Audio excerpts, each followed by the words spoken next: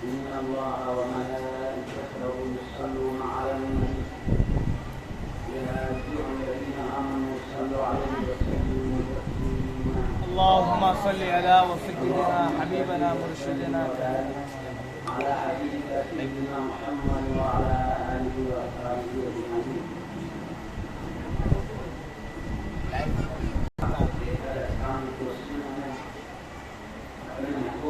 حضرت سیدنا محمد رسول اللہ صلی اللہ علیہ وسلم کے شریف صحابی خلیفہ رسول اللہ امیر المومنین حضرت سیدنا صدیق اکبر رضی اللہ تعالیٰ عنہ کو ذکر شریف کی مبارک میں حاضر ہونے کا شرف عطا فرمایا ہے. ہم کو اپنے پاک پروردگار کے اہتمام کا شکر گزار رہنا چاہیے. اللہ تعالیٰ نے حضرت سیدنا ابو بکر صدیق اکبر رضی اللہ تعالیٰ عنہ کو انتہائی بلند مرتبہ عطا فرمایا ہے. آپ ہر معاملے میں امت میں بہت اعلیٰ ہم رکھتے ہیں. اخوات کے اعتبار سے، زہد کے اعتبار سے، علم کے اعتبار سے، اخلاق کریمہ کے اعتبار سے، ہر حیثیت سے اللہ نے امت نے آپ کو بہت اونچا مقام عطا فرمایا ہے. اور آپ نے کبھی زندگی میں کوئی گمراہی یا کوئی بدعملی سے ظاہر نہیں ہوئی ہے. آپ کا پیدائش فطرت اسلام پر ہے. اسلامی مزاج پر اللہ تعالیٰ انسان کو پیدا فرماتا ہے. اللہ کے حبیب سیدنا محمد رسول اللہ صلی اللہ علیہ وسلم ارشاد فرماتے ہیں کل مولود یولد علی الفطرۃ، ہر بچہ اسلامی مزاج پر پیدا ہوتا ہے، فطرت اسلام پر پیدا ہوتا ہے. اللہ مزاج میں، طبیعت میں اسلام عطا فرماتا ہے. مطلب اگر اس کو کوئی گمراہ نہ کرے، عقل سمجھ آ جائے تو وہ اسلام کی ہی بات کرے. اللہ ہے، میرا پیدا کرنے والا ہے، کائنات کا پیدا کرنے والا ہے. سمجھ آنے کے بعد اس سے پوچھو تو یہ بھی بولے وہ اللہ ایک ہے. اللہ نے فطرت میں رکھا ہے بچے، جب بھی بڑا ہوگا سمجھ آئے گی تو اسلام کی بات ہے. اللہ کے حبیب صلی اللہ علیہ وسلم کا ارشاد یہ کل مولود یولد علی الفطرۃ، ہر بچہ اسلامی مزاج پر پیدا ہوتا ہے. ابواہ یحودانہ وینصرانہ ویمجسانہ، اس کے ابا امی اس کو یہودی بنا لیتے ہیں، اس کے ابا امی اس کو عیسائی بنا لیتے ہیں، اس کے ابا امی اس کو مجوسی بنا لیتے ہیں. مطلب یہ پیدا تو ہوا فطری مزاج اسلامی مزاج پر، لیکن ماں باپ کیسے ہوتے ہیں اس کو سمجھا کر اپنے عقیدے کی طرف ڈھال لیتے ہیں. پیارے نبی صلی اللہ علیہ وسلم کے ارشاد کا مطلب ماں باپ اسے اپنے عقیدے کی طرف ڈالتے ہیں، ورنہ اس کو ایسے چھوڑ دے تو اسلامی مزاج پر کھا جائے. تب سیدنا صدیق اکبر رضی اللہ تعالیٰ عنہ کی پیدائش ہوئی ہے فطرت اسلام پر، اسلامی مزاج پر. اور اس کے بعد عقل آ گئی ہے، سمجھ آ گئی ہے. اس پر آدمی اپنے عقل سے، اپنے فہم سے کسی بھی عقیدے کو اپناتا ہے. ماں باپ بھٹکا ہے وہ بھٹک جاتا ہے، نہیں بھٹکا ہے وہ اپنے عقل سے راہ بنائے گا. تو حضرت سیدنا صدیق اکبر رضی اللہ تعالیٰ عنہ جب سے سمجھ آئی ہے، عقل آئی ہے، کبھی بھی آپ نے غیر اللہ کی عبادت نہیں کی ہے. اللہ کے علاوہ اس وقت کا دور یہ ہے حبیب کے پاک صلی اللہ علیہ وسلم کے اعلان نبوت سے تحت کوئی پتھر کو معبود بنانا، کوئی درخت کو، کوئی جانوروں کو، کوئی سورج کو، اس طرح کوئی آگ کے شوروں کی پرستش کر رہا ہے، یہ ماحول تھا۔ لیکن آپ پیدائش جو مزاج ہے اسلام، اس پر آپ قائم، کبھی بھی آپ نے اللہ کے علاوہ کسی کی پوجا نہیں، کسی کی عبادت نہیں کی، اللہ کے علاوہ عقیدے میں بالکل آپ سلامت رہے۔ اس سے ہٹ کر اعمال کی بات آئی، وہ دور جھوٹ کا، وہ دور لڑائی جھگڑوں کا دور، وہ دور دھوکہ دہی کا دور، شراب زمانے۔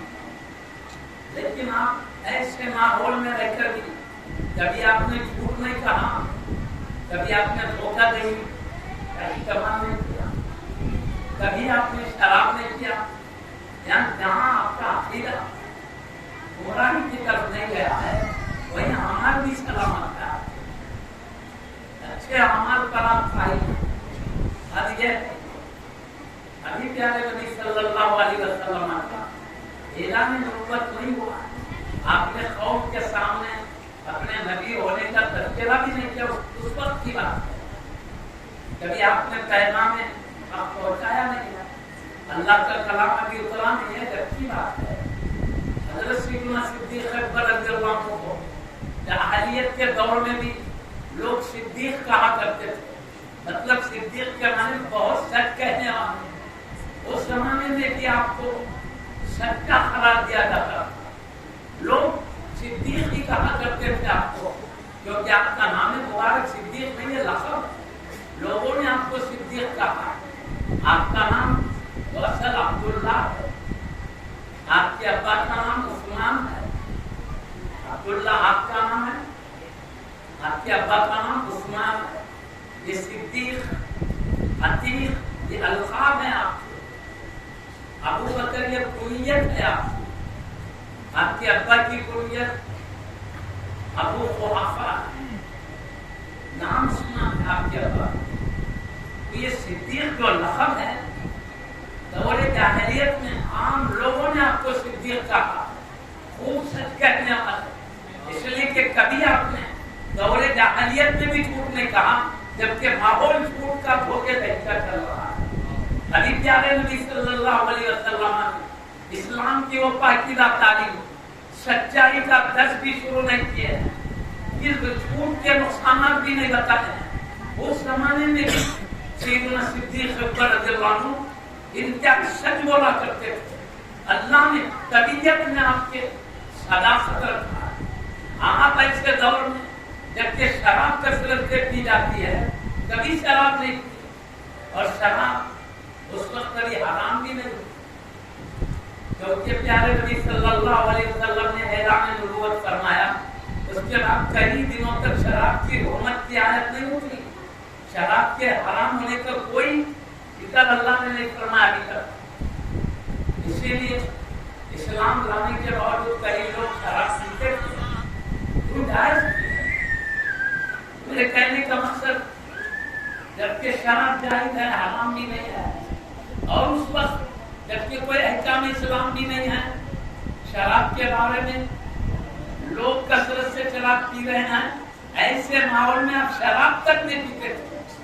آپ سے پوچھا گیا، ہر طرف شراب کا دور چل رہا ہے، آپ شراب کیوں نہیں پیتے؟ آپ بھی پیجیے۔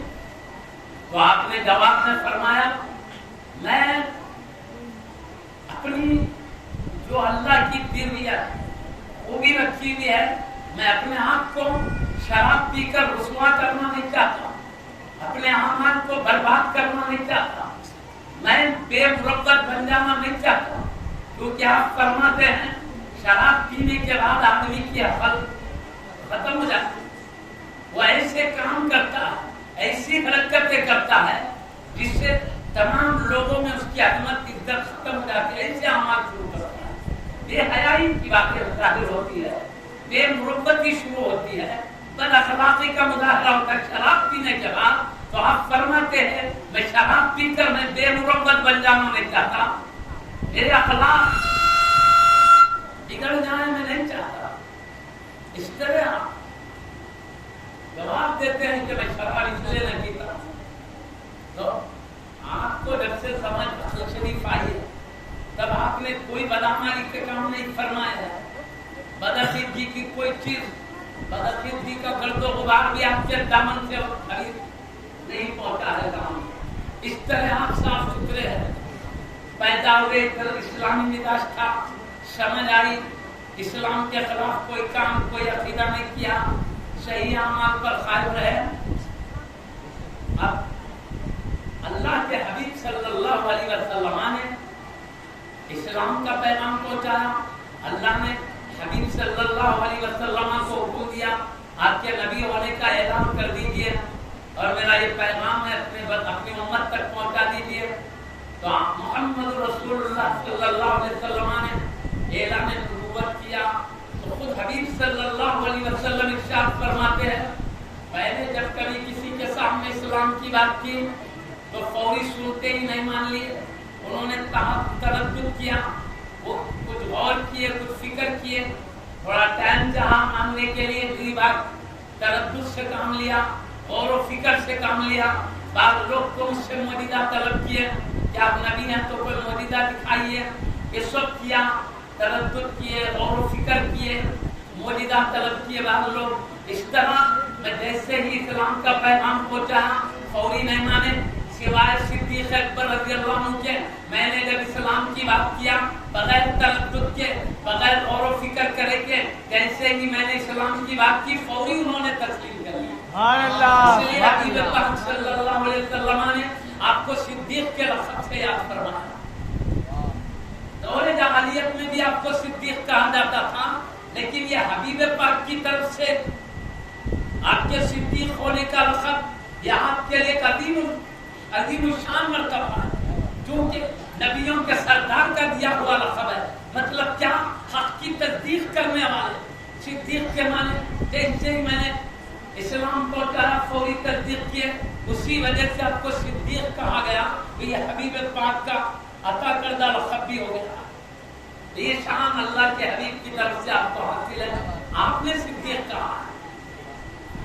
یہی نہیں، شب معراج کا موقع آیا، اللہ کے حبیب صلی اللہ علیہ وسلم اللہ کے حکم سے جبریل امین علیہ السلام نے پیارے نبی کو راتوں رات آسمانوں کے پار لے گئے. آپ نے دوزخ کا مشاہدہ فرمایا، جنت کی سیر فرمائے.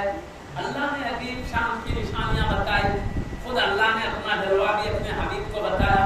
تو وہ طریقہ یہ ہوا براق، کیونکہ حبیب پاک صلی اللہ علیہ وسلم کو بلایا گیا تھا، اس لیے ایک براق اللہ نے دیکھے تھے. جبریل علیہ السلام نے پہلے مکہ المکرمہ سے بیت المقدس لے گئے. میں شافہ مدار میں حج کر رہا ہوں، کس شام سے لے گئے، کتنے فرشتے کروا کے لیے، وہ تمام جگہ پہ حج کر رہا ہوں. شافہ بڑے رحمتوں کے ساتھ لے گئے. مکہ المکرمہ سے آپ کو سیدھے بیت المقدس لے جایا گیا، پھر بیت المقدس سے سیدھے آسمانوں پر لے جایا گیا. جیسے ہم دیکھتے ہیں جہاز اڑتا ہے تو پہلے زمین پہ رنگ پہ لے جاتا ہے، وہاں سے اوپر اڑ جاتا ہے. معلوم ایسا ہوتا ہے معراج مصطفیٰ سے جہاز پہلے براق گیا مکہ شریف سے بیت المقدس کی طرف، وہاں سے آقا کو آسمانوں پہ اڑا کے لے جایا. چاہے تو اللہ سیدنا عیسیٰ علیہ السلام کی طرح ایسے یہودی لوگ آپ کے گھر کے اندر اسے شہید کرنے کے لیے چھت پہ سے سیدھا دوسرے آسمان کو اٹھا دیا. اللہ عیسیٰ علیہ السلام کو چاہتا تو ایسے ہی اوپر بلا لیتا بغیر ذریعے کے، لیکن یہ براق دیکھ کے جانا حبیب پاک کے اکرام کے لیے، سبحان اللہ، تاکہ معلوم ہے مہمان میں بلائے جا رہے ہیں. اس طرح اللہ نے آپ کی عظمت کے اظہار کے لیے براق دے کر وہاں سے چلے گئے.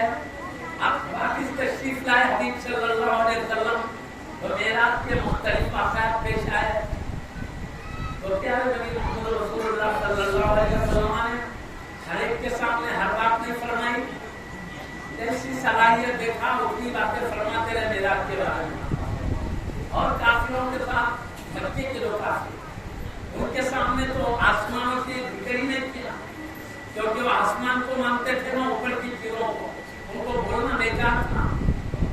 اس لیے پیارے نبی صلی اللہ علیہ وسلم نے ان مکہ کے مشرکین کے سامنے صرف مکے سے بیت المقدس کی سفر کا ذکر کیا، آگے آسمانوں کا ذکر نہیں کیا۔ لیکن کیونکہ پورا شہر، پورا معراج کا معاملہ رات کے تھوڑے حصے میں ہوا، اللہ پاک فرماتا ہے سبحان الذی اسری بعبدہ لیلا من المسجد الحرام الى المسجد الاقصى الذي باركنا حوله لنريه من آیاتنا انه هو السمیع البصیر۔ 15ویں پارہ سورہ بنی اسرائیل میں اس کی طرف اشارہ ہے۔ پاک ہے وہ ذات جس نے اپنے بندے کو رات کے تھوڑے سے حصے میں مسجد حرام سے مسجد اقصی کی طرف لے گیا، جس مسجد اقصی کے ارد گرد ہم نے برکتیں رکھی ہے تاکہ ہم اپنے بندے کو اپنی نشانیاں بتائیں، وہاں سے آسمانوں پر لے جا کر وہاں اللہ کی خاطر نشانی بتانے کی اشارہ کیا۔ انہ هو السمیع البصیر، بے شک اللہ ہی سننے اور دیکھنے والا ہے۔ اللہ کے کئی صفات ہیں، جیسے موقع پر جو صفات کا ذکر کرنا ہے اللہ نے وہ کیا، کیونکہ معراج میں اللہ کے حبیب نے اللہ کو دیکھا ہے، اللہ کی باتیں سنی ہے، یا دیکھنے سننے کا معاملہ پیش آیا ہے، اسی مناسبت سے اللہ نے بھی اپنی صفت سننے اور دیکھنے کی بیان کی ہے۔ بے شک وہی سننے وہی دیکھنے والا ہے۔ اب اس میں معراج کی طرف اشارہ ہے، تو اللہ نے کہا رات کے تھوڑے سے حصے مسجد حرام سے مسجد اقصی کو لے جا۔ اوپر کا ذکر احادیث میں موجود ہے آسمانوں کا، قرآن میں صرف اشارہ کا اجمال ذکر ہے۔ تو اللہ کے حبیب صلی اللہ علیہ وسلم نے مکہ والوں کے سامنے اسلام سے دور تھے، ان کے سامنے صرف مکے سے بیت المقدس کا فاصلہ اتنے بیان کیا۔ اتنا سننے کے بعد بھی وہ مان نہیں سکے پیارے نبی صلی اللہ علیہ وسلم کی بات کو۔ وہ کہنے لگے یہ تو صریح جھوٹ ہے، کیونکہ مکے سے بیت المقدس کا فاصلہ تقریباً 40 دن کا ہے۔ ارے تو جہازوں کا دور نہیں ہے، ریل کاروں کا دور نہیں ہے، وہ گھوڑوں پہ اونٹوں پہ پیدل چلنے کا سفر ہوتا تھا، اس لحاظ سے 40 دن لگ جاتے مکہ شریف سے بیت المقدس پہنچنے کے لیے۔ تو وہ سوچنے لگے کہ مکے سے بیت المقدس کا سفر 40 دن کا فاصلہ، جانا 40 دن آنا 40 دن، جملہ 80 دن ہو جاتے ہیں۔ تو اب یہ سوچنے لگے 80 دن کا فاصلہ رات کے تھوڑے حصے میں کیسے ہوتا ہے؟ یہ بالکل عقل میں آنے والی بات نہیں تھی، اس لیے لوگ انکار کر بیٹھے، ہو نہیں سکتا۔ یہاں تک کہ یہ لوگ سوچنے لگے پیارے نبی محمد رسول اللہ صلی اللہ علیہ وسلم کی نبوت کا انکار کرنے کا اچھا موقع ہے کہ دیکھو یہ عقل میں آنے والی بات نہیں ہے، وہ کہہ رہے ہیں تو معلوم ہے ان کی ساری باتیں عقل کے خلاف اور جھوٹ ہے، یہ بتانا چاہتے تھے۔ اس لیے یہ لوگ بولنے لگے، خصوصاً ابو جہل بولنے لگا کیا یہ تم بات سب کے سامنے بولو گے؟ رات کے تھوڑے حصے میں بیت المقدس تک جا کر آیا ہوں، سب کے سامنے بولو گے؟ یہ کہنے لگے۔ تو کہا ہاں میں جو ہوا ہے واقعہ بولوں گا، سب کے سامنے بولوں گا۔ اور ابو جہل نے تو سیدنا صدیق اکبر رضی اللہ تعالیٰ عنہ کے بعد جا کے کہتا دیکھو تم اس کو نبی کہتے ہو، محمد صلی اللہ علیہ وسلم وہ کہہ رہے ہیں رات کے تھوڑے حصے میں مکے سے میں بیت المقدس جا کر آیا ہوں۔ اب اسی سے سمجھ لو کتنی ہوگا، کیا ایسا ہو سکتا ہے؟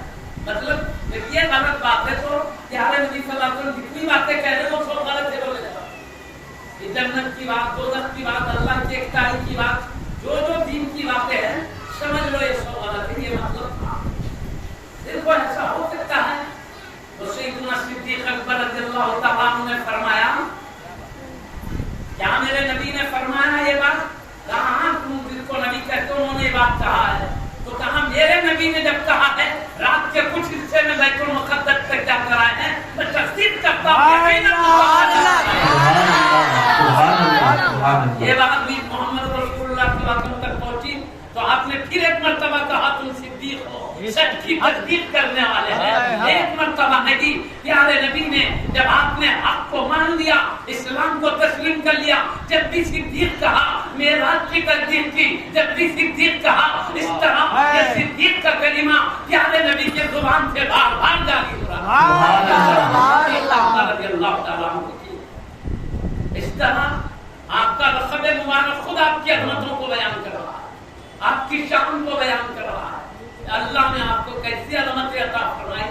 حبیب پاک صلی اللہ علیہ وسلم آپ کی شان کو یوں بیان فرمائے تو صدیق ہے. سبحان اللہ. اور عتیق کو کہا, عتیق بھی لقب ہے, یہ پیارے نبی نے عتیق فرمایا. اس کو علماء نے معنی کے اعتبار سے عتیق کہا ہے. عتیق اس لیے بھی کہا گیا, عتیق انتہائی حسین جمیل ہستی کو کہتے ہیں. سبحان اللہ. سبحان اللہ. صدیق اکبر رضی اللہ تعالیٰ انتہائی حسین و جمیل تھے, اس لیے آپ کو عتیق کہا گیا. انتہائی حسن و جمال کی شان رکھنے والے. اور عتیق کہنے کی وجہ یہ بھی ہے, اللہ کے حبیب صلی اللہ علیہ وسلم نے فرمایا یہ دوزخ سے آزاد, دوزخ میں نہیں جا سکتے.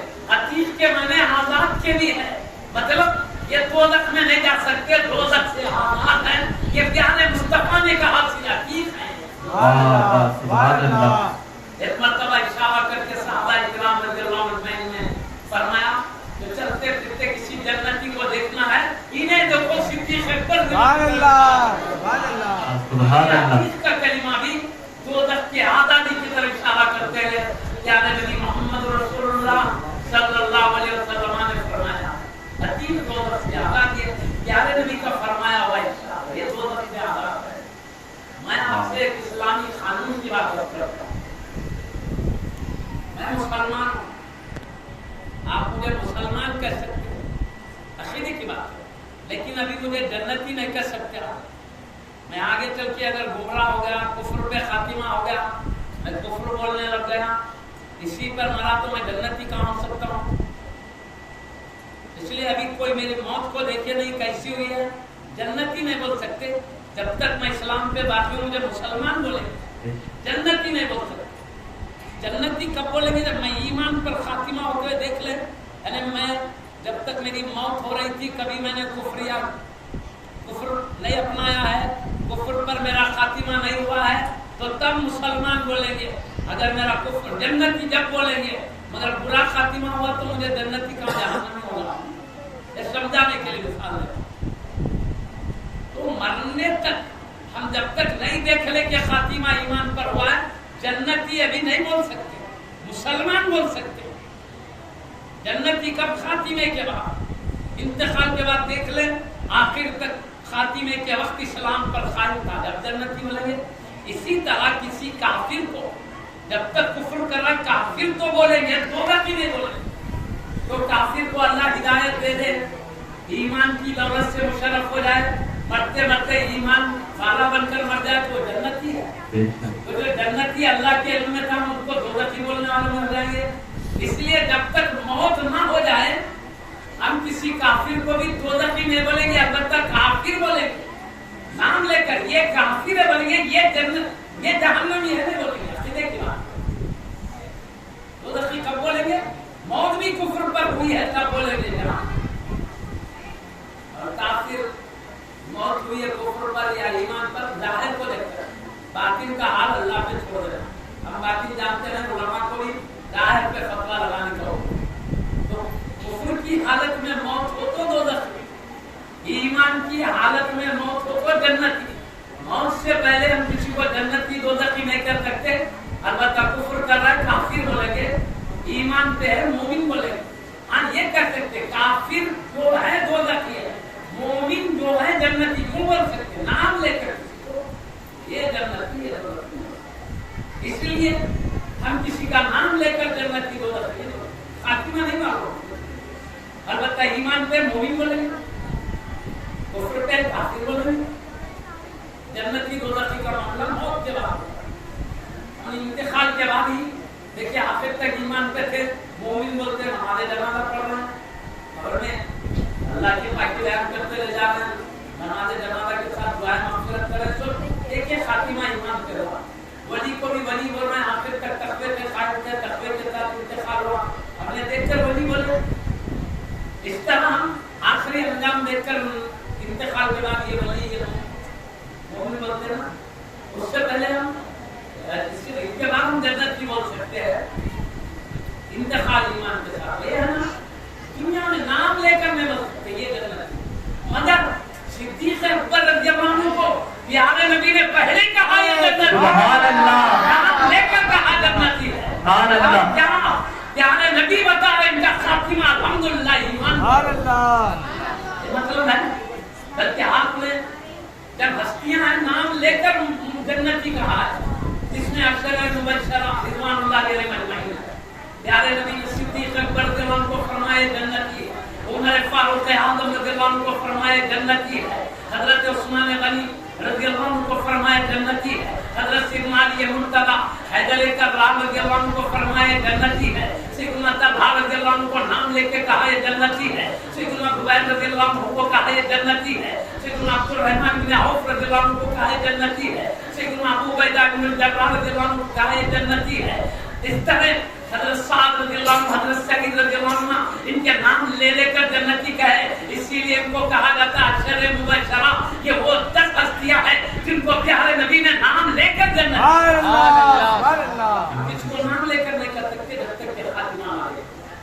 یہ اللہ کی طرف سے حبیب پاک کی طرف سے ان صحابہ کے اظہار عظمت کے لیے پیارے نبی نے ان کے خاتمے کا ذکر کیا جنتی. اس طرح پیارے نبی صلی اللہ علیہ وسلم نے اپنی عظمت والی بیٹی لختے جگر اور نور نظر سیدہ فاطمہ الزہرا بنت رسول اللہ سیدۃ النساء اہل الجنہ سیدہ فاطمہ الزہرا رضی اللہ عنہا کے بارے میں فرمایا فاطمہ سیدۃ النساء اہل الجنہ.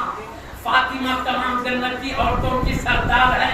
تو نام لے کے نے جنتی کہا, جنتی ہی نہیں کہا بلکہ تمام جنتی عورتوں کی سردار کہا.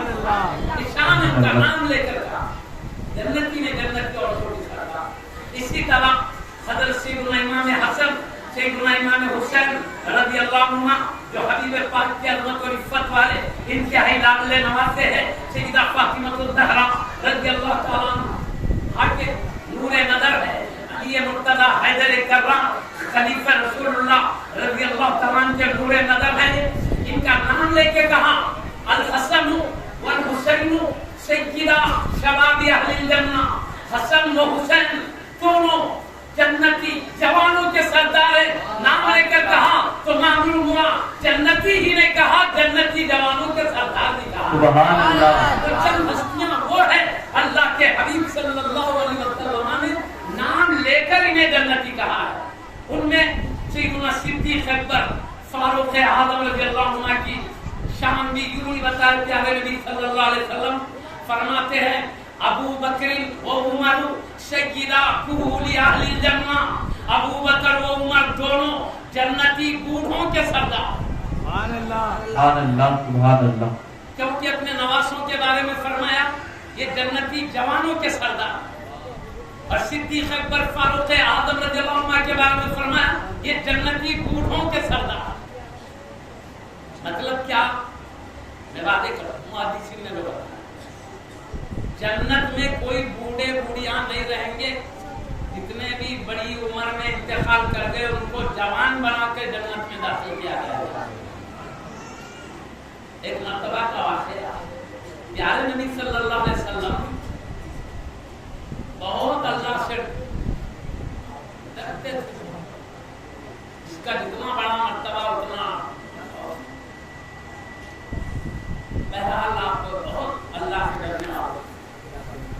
لیکن صحابہ کرام رضوان اللہ علیہم اجمعین میں ہوتے ان کو خوش رکھنے کے لیے کبھی مزاح فرمایا کرتے تھے, خوش کرنے والی بات. لیکن مزاح میں بھی کبھی آپ جھوٹ نہیں بولنا چاہتے, اس میں بھی تھرکی نہیں.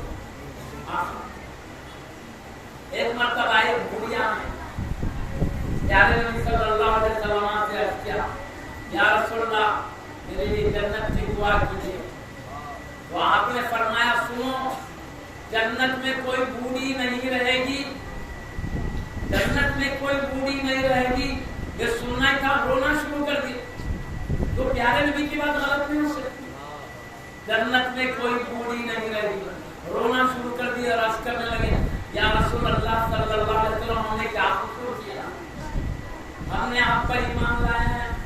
بوڑھی بھی جو جتنی مومن بوڑھی عورتیں وہ بھی آپ پر ایمان لائی ہیں, وہ بھی قرآن کی تلاوت کرتی ہے, وہ بھی نماز پڑھتی ہے, وہ بھی روزہ رکھتی ہے, وہ بھی آپ کے احکام کی اطاعت کرتی ہے. یا رسول اللہ صلی اللہ علیہ وسلم یہ بوڑھیوں کا کیا قصور ہے جو جنت میں نہ رہے گی؟ رونے لگا. تو پیارے نبی صلی اللہ علیہ وسلم نے فرمایا رو مت, تم جنت میں جاؤ گے.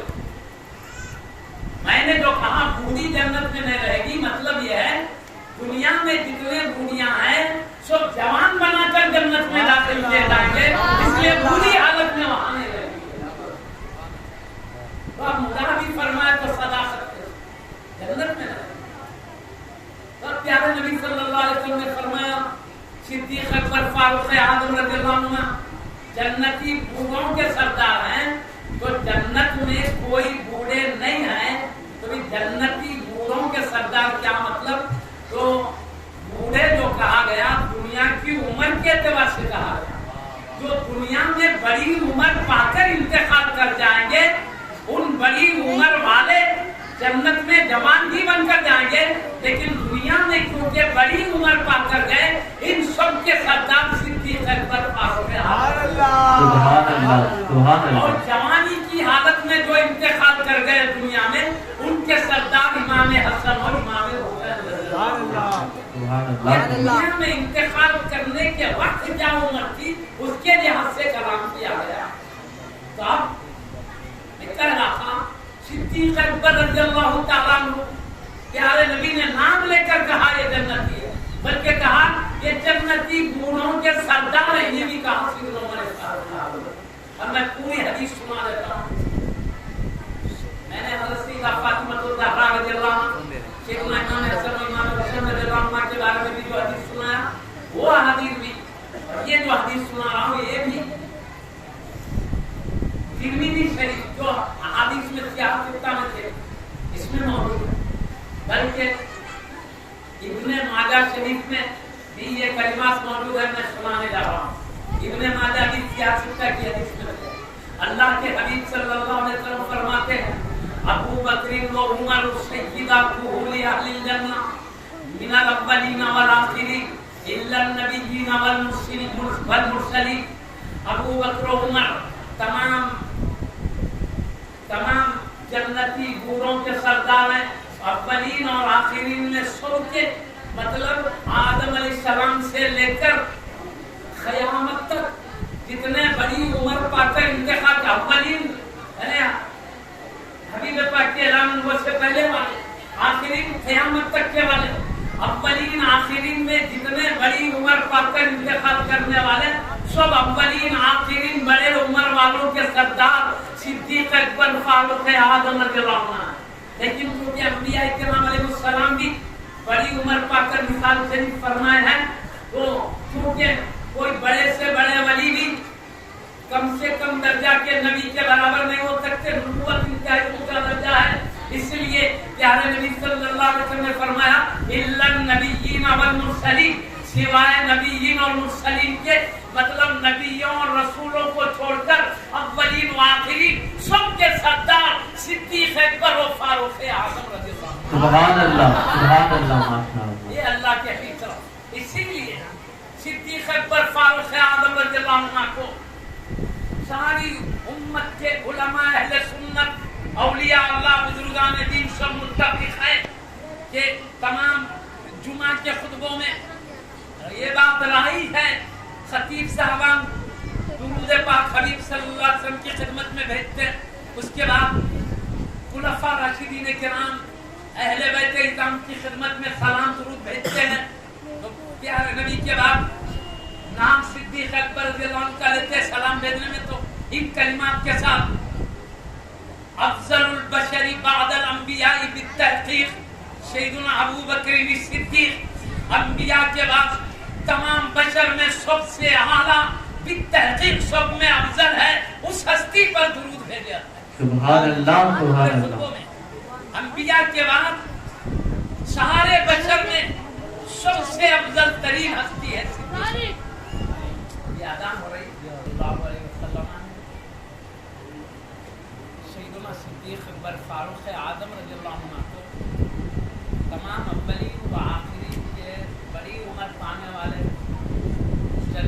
کے سردار قرار دیا انبیاء رسول کو چھوڑ کر. اسی وجہ سے امیر المومنین خلیفہ رسول اللہ سیدنا علی مرتضیٰ حیدر کرار رضی اللہ عنہ بھی فرماتے ہیں جو شخص مجھے صدیق اکبر فاروق اعظم رضی اللہ عنہ پہ فضیلت دے گا میں اس کو جھوٹی تہمت لگانے والے کی سزا دوں گا.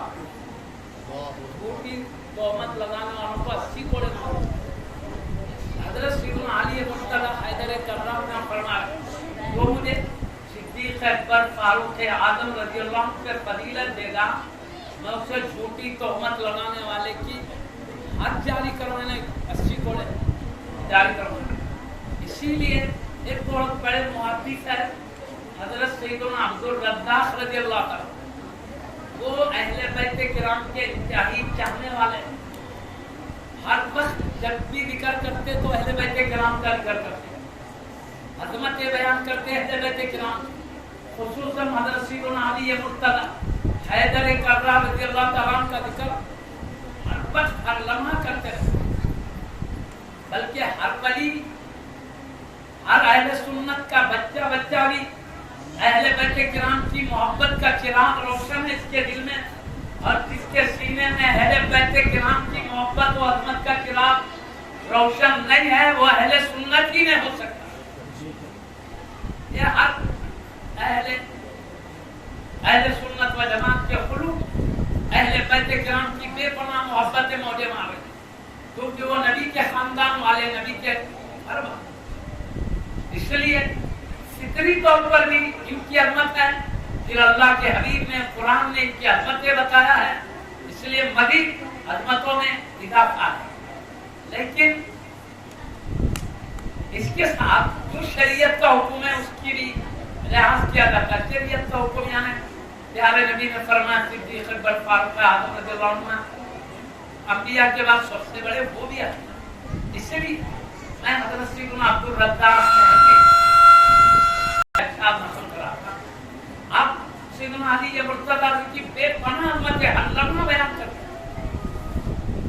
لیکن اس کے باوجود آپ فرماتے ہیں میری عقیدت محبت کا یہ عالم ہے, میں چاہتا ہوں کہ انبیاء کے بعد سب سے بڑا انسان حضرت سیدنا علی مرتضیٰ حیدر کرار رضی اللہ عنہ کا بتا.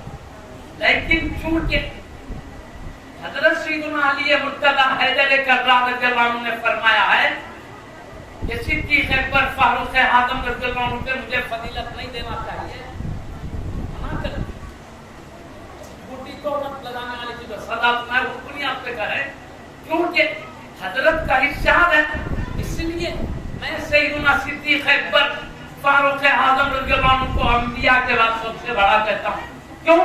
میں حضرت سیدنا علی مرتضیٰ حیدر کرار رضی اللہ عنہ سے محبت بھی کروں, عقیدت بھی کروں, اور ان کی بات پر عمل نہ کروں. یہ عقیدت و محبت کے خلاف معاملہ ہے. جب عقیدت ہے تو ان کی بات بھی ماننا چاہیے. اس لیے میں صدیق اکبر فاروق اعظم کو بڑا مقام حاصل کروں. تو کہنے کا مطلب جتنے اہل بیت کرام کے چاہنے والے سو پہلے کیونکہ شریعت کی پاسداری ہے ان کے پاس. حضرت سیدنا علی مرتضیٰ حیدر کرار کو حکم عالی ہے, اس لیے سیدنا صدیق اکبر رضی اللہ عنہ کو انبیاء کے بعد سب سے بڑا خاندان ہے. اب محدث سامنے کے مرتبے کے لحاظ سے جو اہل سنت کا عقیدہ ہے وہ واضح ہے. کوئی بات میں عرض کر رہا تھا اللہ نے آپ کو اس کا اونچا مقام دیا ہے. اب میں آپ کے سامنے تھوڑی سی سیرت حضرت سیدنا صدیق اکبر رضی اللہ تعالیٰ کے بارے میں اکثر کی میں بات سمجھ لیتا ہوں. اللہ کے حبیب صلی اللہ علیہ وسلم نے آپ کے اسی مقام اسی مرتبے کی وجہ سے جبکہ آپ بیمار ہوئے, شدید تکلیف میں تھے, چلنا پھرنا اٹھنا بیٹھنا بھی مشکل ہو رہا تھا, ایسے نازک موقع پر آپ نے امامت کی جگہ اپنی جگہ صدیق اکبر رضی اللہ عنہ کو خالی اور امامت کی جگہ انہیں انتخاب کیا جاتا ہے جو درجے میں تمام مسلیوں میں سب سے بڑا مقام رکھتا ہے. صدیق اکبر رضی اللہ عنہ کو پیارے نبی نے تمام اہل بیت کرام صحابہ اکرام نے امامت کے لیے اپنی جگہ نماز پڑھانے کے لیے انتخاب کیا. یہ بھی اشارہ ہے صدیق اکبر رضی اللہ عنہ کے سارے امت میں افضل ترین ہونے کا. سیدہ ام المؤمنین سیدہ عائشہ صدیقہ رضی اللہ تعالیٰ عنہ کو فرمایا پیارے نبی نے تم صدیق اکبر رضی اللہ عنہ کو بولو کہ میری جگہ وہ امامت کرے. تو ام المؤمنین سیدہ عائشہ صدیقہ رضی اللہ تعالیٰ عنہ عرض کرتی ہے یا رسول اللہ صلی اللہ علیہ وسلم ابو بکر صدیق بڑے نرم دل ہے, وہ آپ کی جگہ کھڑے نہیں رہ سکتے, ان کی بجائے کسی اور بزرگ کو حکم دے. ابن عمر فاروق آپ اور بہتر سمجھے حکم دے صدیق اکبر رضی اللہ عنہ کو آپ کی جگہ خان نہیں ہو سکتے, انہیں حکم نہ دے. تو پیارے نبی صلی اللہ علیہ وسلم جلال میں آ کے فرماتے ہیں تم تو زلیخا کی سہیلیاں نظر آتی. پیارے نبی کی کیا مراد کیا حبیب جانتے ہیں, مطلب یہ بہت جلد ذہن کو پھیر دینے والی نظر آتی ہے. اس طرح اپنے جلال میں آ کے کہا جاؤ صدیق اکبر رضی اللہ عنہ سے کہو میری جگہ امامت کریں. تو پیارے نبی صلی اللہ علیہ وسلم نے تاکید سے صدیق اکبر رضی اللہ عنہ کو اپنی جگہ امامت کے لیے. سبحان اللہ سبحان اللہ. اسی لیے ابھی پیارے نبی صلی اللہ علیہ وسلم دنیاوی زندگی کے ساتھ باحیات ہیں. آپ کی موجودگی میں کیونکہ آپ مسجد کو نہیں تشریف لا سکتے ہیں, کمزوری بیماری کی وجہ سے تکلیف میں تھے آقا اس لیے, تو آپ کی دنیاوی زندگی بابرکات کے ساتھ صدیق اکبر رضی اللہ عنہ نے 17 نمازیں پڑھائے ہیں حبیب کے موجود. سبحان اللہ. ابھی دنیاوی زندگی میں موجود ہے. اس طرح اللہ کے حبیب صلی اللہ علیہ وسلم نے صدیق اکبر رضی اللہ عنہ کے مقام کو ظاہر فرمایا. اب اس کے بعد جب حبیب پاک صلی اللہ علیہ وسلم کا وصال شریف ہوا تو تمام صحابہ رضوان اللہ علیہ مجمعین نے آپ کو حبیب پاک کی جگہ خلافت کے لیے حبیب پاک کے پردہ فرمانے کے بعد آپ کے خلیفہ کے لیے سیدنا صدیق اکبر رضی اللہ عنہ کا انتخاب فرمایا. اس لیے آپ کو خلیفہ اول کہا جاتا ہے پیارے نبی, کیونکہ سارے صحابہ کرام رضی اللہ عنہ اجمعین متفق ہو کر آپ کو خلیفہ منتخب فرمایا. میں ابھی ابتدائی باتیں جو ہوئی میں تھوڑا سا عرض کر دیتا ہوں. حبیب پاک صلی اللہ علیہ وسلم کے انتقال شریف کے بعد وصال شریف کے بعد خلیفہ کے انتخاب کرنے میں بعض انصار صحابہ رضی اللہ عنہ اجمعین فرمانے لگے ایسا کریں گے مہاجر صحابہ میں سے ایک نبی کے خلیفہ ہوں, انصار صحابہ میں سے ایک خلیفہ ہوں, دونوں جماعتوں میں سے ایک ایک خلیفہ ہوں. تو حضرت سیدنا صدیق اکبر رضی اللہ عنہ نے فرمایا اللہ کے نبی نے فرمایا خلیفہ جو بھی ہوں گے قریش سے ہوں گے, قبیلے قریش والے, کیونکہ یہ قریش بھی نبی کا ہی خاندان. ہاشم یہ خرید میں ملتا ہے, ذرا اوپر گئے تو قریش ہے. یہ جتنے خلفاء راشدین ہیں سب پیارے نبی کے خاندان میں آتے قریش. ہاشم یہ پیارے نبی کا قریبی خاندان ہے. پیارے نبی کے اجداد میں پہلے ہاشم رضی اللہ عنہ آتے, اوپر قریش آتے. اس لیے حضرت سیدنا علی مرتضیٰ حیدر کرار رضی اللہ تعالیٰ چاروں خلفاء نے خاندان کے اعتبار سے سب میں بڑا مرتبہ خاندان کے جزوی فضیلت کہا جاتا ہے. تو اس طرح قریش ہاشم بھی قریش بھی خلیفہ ہو سکتے ہیں. تو اب کیونکہ انصار صحابہ میں کوئی قریشی نہیں تھے اس لیے سب خاموش ہو گئے. اور پھر سیدنا عمر فاروق اعظم رضی اللہ عنہ فرمانے لگے اللہ کے حبیب نے جن کو اپنی جگہ امامت کے لیے منتخب فرمایا ہے ہم خلافت کے لیے دوسرے کو کیسے انتخاب کرتے ہیں. اس طرح سیدنا عمر فاروق اعظم رضی اللہ عنہ کی بات بھی واضح ہو گئی اور سارے صحابہ کرام رضوان اللہ علیہم اجمعین مل کر حضرت سیدنا صدیق اکبر رضی اللہ عنہ کو خلیفہ منتخب کیے. تو سیدنا صدیق اکبر رضی اللہ تعالیٰ عنہ نے انتہائی عظمت و جلال کے ساتھ جو حبیب پاک کی خلافت کا حق ادا کرنا تھا کامل طور پر ادا کیا. میں تھوڑا سا وہ اشارہ کر کے میں بات سمجھ لے رہا ہوں. اللہ کے حبیب صلی اللہ علیہ وسلم وصال شریف سے پہلے حضرت اسامہ بن زید رضی اللہ عنہ کو ایک بڑا قافلے کے لیے بھیجے تھے. ابھی وہ لشکر گیا نہیں دشمنوں کے پاس, ادھر حبیب پاک صلی اللہ علیہ وسلم کا وصال شریف ہو گیا. تو آپ جیسے حبیب صلی اللہ علیہ وسلم کا وصال شریف ہوا, صحابہ کرام گھبرا گئے کہ حبیب کے وصال شریف کی وجہ سے مکے کے جو منکرین ہیں ان کی ہمتیں بڑھ جائیں گی, وہ کبھی بھی مسلمانوں پہ حملہ کر سکتے ہیں. اسی لیے ہمارے ساتھ ایک بڑی فوج کا ہونا ضروری ہے.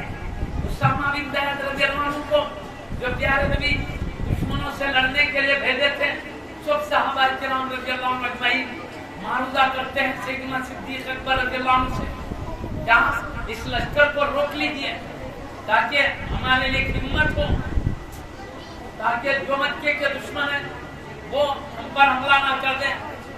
یہ معاوضہ کرنے لگے تو سیدنا صدیق اکبر رضی اللہ تعالیٰ فرمانے لگے, اللہ کے حبیب نے جس قافلے کا انتخاب کیا ہے, جانے کا فیصلہ کیا ہے, میں ہرگز وہ قافلے کو روک نہیں سکتا, وہ قافلہ ضرور جائے گا.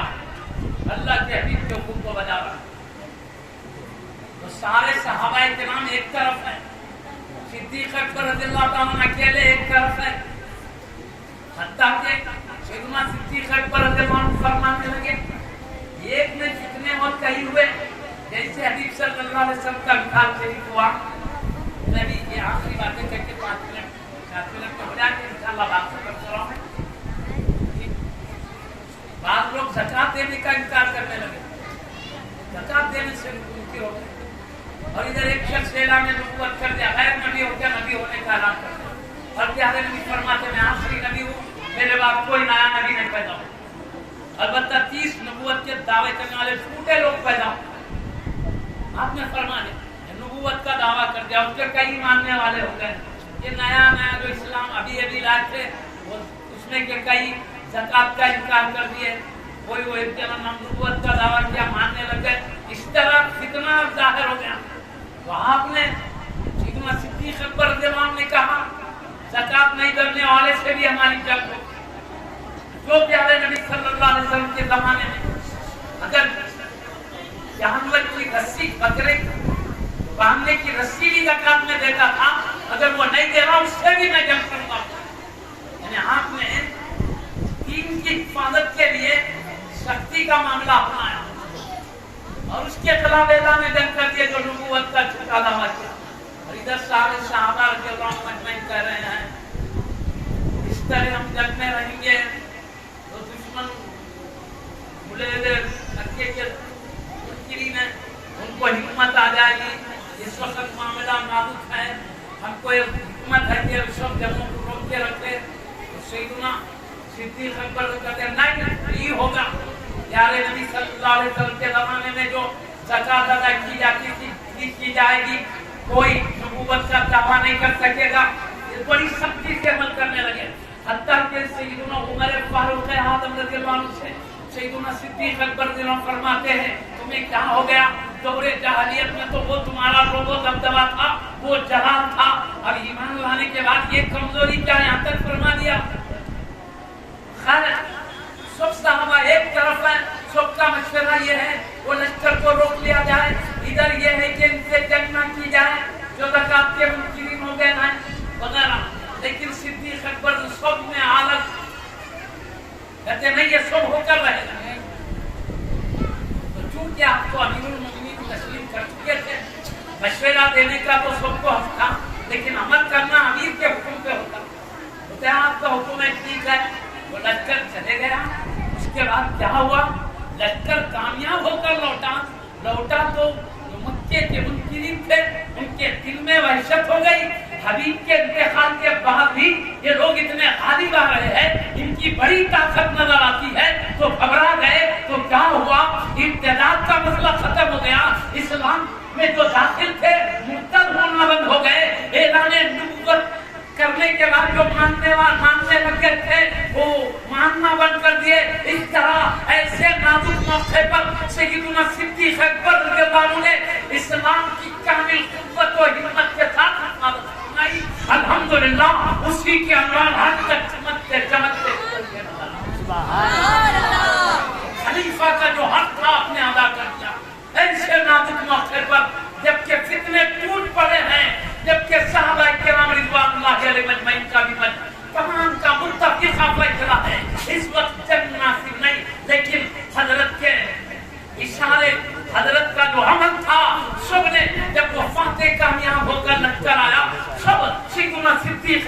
رضی اللہ عنہ کی رائے کی حمایت کرنے والے، اور جامعہ کے بانی شیخ الاسلام عارف باللہ حافظ امام محمد انوار اللہ شاہ فاروقی بانی جامع نظامیہ رحمۃ اللہ، جن کو اللہ کے حبیب نے دکن کے لے کے گئے تھے ناندیڑ شریف کے قریب خلدار شریف ہے، وہاں کی ولادت آپ کے حج کرنے گئے تھے مدینہ کی زیارت کو، لیکن وہ بڑے عاشق رسول تھے، ولی کامل تھے، وہیں رہ جانا چاہے، لیکن پیارے نبی نے خواب میں اشارہ کر کے آپ کو بھیجا، جاؤ دکن جاؤ، جا کر دینی مدرسہ قائم کرو، وہاں سے صحیح تعلیم اور صحیح عقیدہ کر کھاؤ۔ تو آپ تشریف لائے، پاکیزہ عقیدے کی زندگی بھر تعلیم دیتے رہے، پاکیزہ کتابیں لکھے، آپ سے تربیت پانے والے کئی علماء پوری دنیا میں پھیل کر ایک کے بعد ایک رہنمائی جاری رکھتے رہے۔ حضرت نے اپنی کتابیں بھی لکھی ہے جو ہمارے لیے آج موجود ہے، آپ کی کتابوں کا ایک ایک حرف حقانیت اور صداقت کو بتا رہا، کیوں حبیب کے حکم سے بھیجے گئے ہیں۔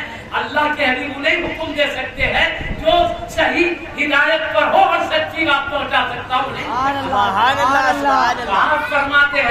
آپ فرماتے کتاب میں اہل سنت کی حقانیت کو ثابت کرتے ہوئے آپ نے کئی معاملات میں اہل سنت کے دلائل مضبوط دیتے ہوئے اہل سنت کے حق ہونے کا اعلان فرمایا۔ اس کے ساتھ یہ بات یہاں اشارہ فرماتے ہیں سیدنا صدیق اکبر رضی اللہ عنہ کی شان و عظمت بتاتے ہوئے کہ سب کی نظر ظاہر پر تھی، یعنی ظاہر چاہتا ہے کہ اس وقت جنگ نہ ہو، حکمت سے کام لے، لیکن صدیق اکبر رضی اللہ عنہ کی نظر پیارے مصطفیٰ کے حکم پر تھی۔ پیارے نبی نے ایک لشکر کو بھیجا تھا، آپ جانتے تھے کہ نبی پاک صلی اللہ علیہ وسلم جس لشکر کو بھیجے ہیں اس کے جانے میں ہی ہماری کامیابی ہے۔ سب کی نظر ظاہر پر تھی، صدیق اکبر رضی اللہ عنہ کی نظر مصطفیٰ کے حکم پہ لگی، اس لیے غلبت ہوئی، کامیابی ہوئی، اسلام مضبوطی کے ساتھ آگے بڑھتا رہا۔ سب سے بڑھ کر جو کام ہے صدیق اکبر رضی اللہ عنہ نے اسلام کی عظمتوں کو باقی رکھا، مسلمانوں کی شان اور عزت کو چمکایا۔ اللہ تعالیٰ ان کے صدقے و توفیق میں سارے خلفاء راشدین، اہل بیت کرام، صحابہ کرام، مقربین کرام اور ملائکہ کرام، انبیاء کرام، رسول کرام، نبیوں کے سردار محمد رسول اللہ کے صدقے میں، اللہ تیری عظمت و جلال، تیرے ذات و صفات کی عظمتوں کے صدقے میں ہماری ایمان کی حفاظت فرما لے آقا، ہمارے اچھے اعمال، اچھے اخلاق کی توفیق دے کر ہمیں بچا لے آقا، جس میں تیری رضا و قرب ہے اس راستے پر چلنے کی سعادت عطا فرما، جس میں تیری ناراضگی اور غضب ہے ان راستوں سے بچا لے آقا۔ جتنی مشکلات، بیماریاں، تکالیف، جو مشکلات ہو سکتی ہیں ان سب سے ہماری حفاظت فرما لے آقا۔ ہماری دنیا، ہماری خبر، ہماری بچت، ہر چیز آباد فرما دے، جنت میں آرام خانہ کا کون سے رات سے گزر جانا آسان فرما دے، دوزخ کی عذاب سے بچا لے آقا، معیشت کی مصیبتوں سے بچا لے آقا۔ قیامت کے دن حبیب پاک کے حوض کوثر کا پانی ان کے پیارے اہل بیت کرام اور پاکیزہ سچے غلام اولیاء اللہ، دیگر اہل بیت کرام اور صحابہ کرام اور خلفاء راشدین کے پاک ہاتھوں سے پینے کی توفیق عطا فرما، اور ان کو ان پاکیزہ حقوں کی سفارش و شفاعت سے بے حساب کتاب جنت میں داخل ہونے والے سعادت مندوں میں شامل کرنا۔ اے پاک پروردگار ہم کو جنت میں اعلیٰ مقام عطا فرما۔ اب اپنی خوبیوں کی وجہ سے نہیں، تیرے حبیب نے حکم دیا، حکم کی وجہ سے آقا نے فرمایا جلدی مانگو اللہ سے، جنت الفردوس کا سوال کرو۔ ہم تیرے حبیب کے حکم پر اللہ جنت الفردوس میں جگہ مانگتے ہیں، ہماری لیاقت کی وجہ سے نہیں، تیرے محبوب نبی کے صدقے میں عطا فرما دے، ان کے سچے عاشقوں کے صدقے میں، پاکیزہ اہل بیت کے صدقے میں ہمیں عطا فرما، اور جتنی بیماریاں ہم سے دور فرما لے، صحت کاملہ عاجلہ عطا فرما، سکرات کے وقت ایمان کے ساتھ خاتمہ نصیب فرما، سکرات کی تکلیفوں سے ہماری حفاظت فرما، محشر میں تیرے محبوب بندوں کے قدموں میں ہمارا ہر سعادت سے نواز دے، ہر شر سے حفاظت فرما لے، آمین بجاہ حبیب کا سید المرسلین صلی اللہ علیہ وآلہ وصحبہ اجمعین۔ سبحان ربک رب العزت عما یصفون وسلام علی المرسلین والحمد للہ رب العالمین۔ بحق لا الہ الا